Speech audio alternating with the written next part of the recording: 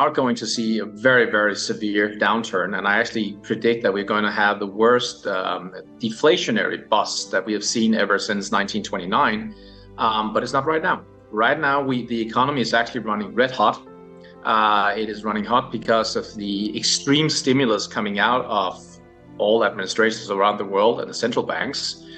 And they actually mistook a supply crisis, the corona crisis, for a demand crisis. So they overstimulated the market with monetary stimulus and with fiscal stimulus, which, when the supply chains are breaking down, creates inflation spike. But there is a difference between short-term inflation spikes and longer-term real inflation, new secular bull market in inflation.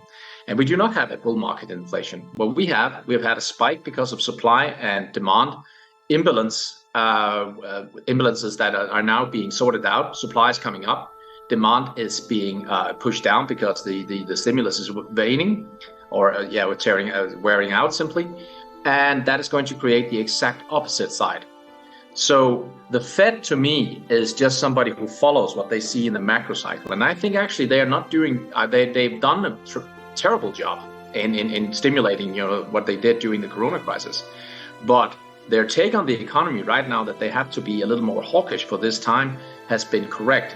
The problem is it's going to be really, really bad, because we're going to see a whipsaw now when inflation coming down. Remember, I've been all through this spike in inflation, I've said it's going to be transitory, it's going to be temporary, it's going to see for another a year or something like that, and then it's going to come down very, very strongly. And we are seeing exactly that now. I mean, I haven't seen the CPI numbers, but that's just a matter of time.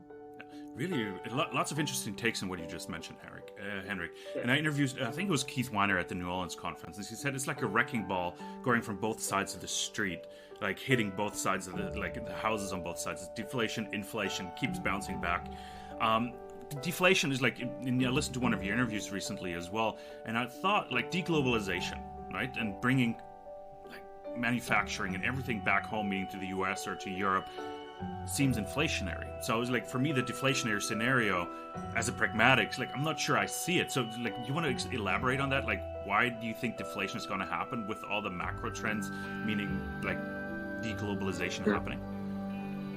I think people overestimate these macro forces that I completely agree with. They are not. There are longer term trends and there are shorter term trends. And I think what we're going to see now is simply that it's not based on what you're talking about here with production coming back home and things like that.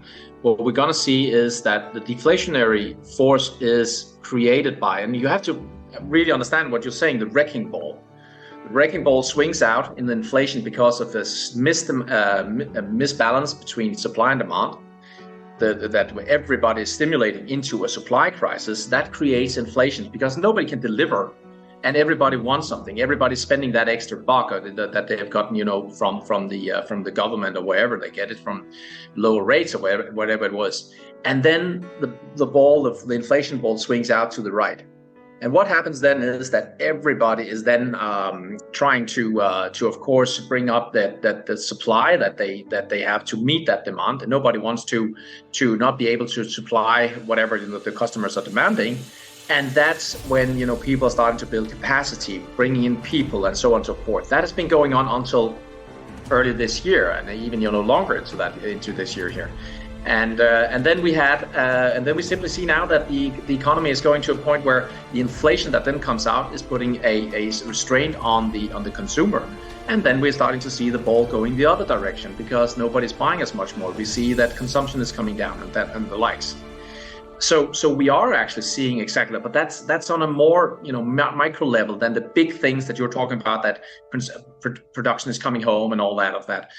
We are going to see some of that, of course, but that's not in the shorter term perspective. The deflation that I see coming in over the next year or so is created by this wrecking ball that when it turns, it's all the way up here to the right, and now it's going to go all the way to the left side and wreck something else there from another angle, another perspective, right? What role does the US dollar play in all of this? Because it's come down from its highs. I think the high was 114. The DXY, we're now down to 106. What role does it play? Because I remember discussions not too long ago with the old president, like, make America great again.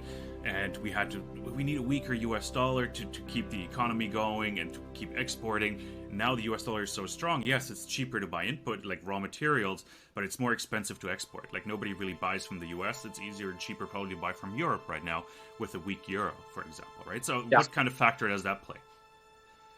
So absolutely, the US dollar is pivotal here. It's extreme importance. And actually, if you go back in my tweets for last year, I did predict that we're going to have a tremendous US dollar rally, and we have had that. What I say now is that what we see right now is not the top in it. It's not the real top we have seen yet.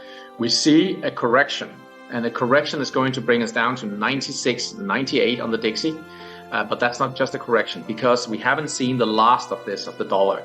And that's actually the last bit of what we're going to see when the dollar is going to strengthen in 2023 into mid-23 is going to be that deflationary bust. So that plays a tremendous part. So I see that we're going to see a Dixie reaching down 96, 98, and then reaching 120 before we get to the final top of it. And that is going to be hugely deflationary, and it's going to hurt a lot of commodities. It's going to hurt gold and silver as well. Interesting. Yeah, let's table that discussion for a second, because I briefly want to talk about what the Fed is going to do next, because commodities is the next big topic that I want to spend some time on. What do you think the Fed is going to do? And like, where do you think things are headed now, with interest rates probably around 4.5% after this hike session, and mortgage rates increasing?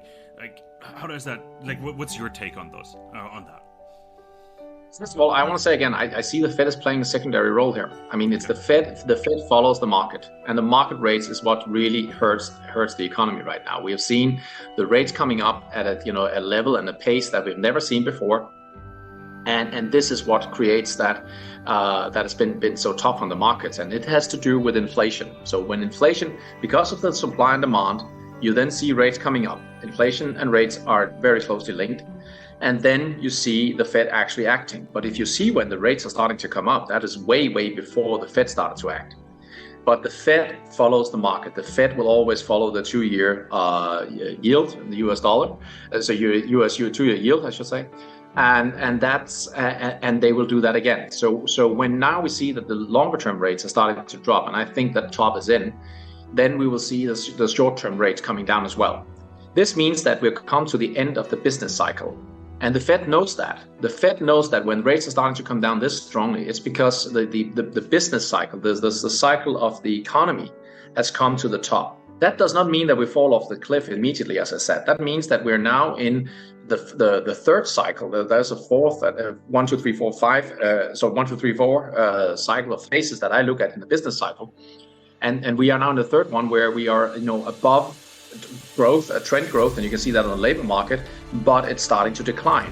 And that means that rates are starting to come down, and that means that the Fed will follow. So the Fed will follow the market. We'll see a top in the 2-year very soon. I think it may already be in, or in days, maximum weeks. And then we're going to see the Fed follow. So the Fed will potentially, and again, because they are a little late, my guess will be that they will not pivot.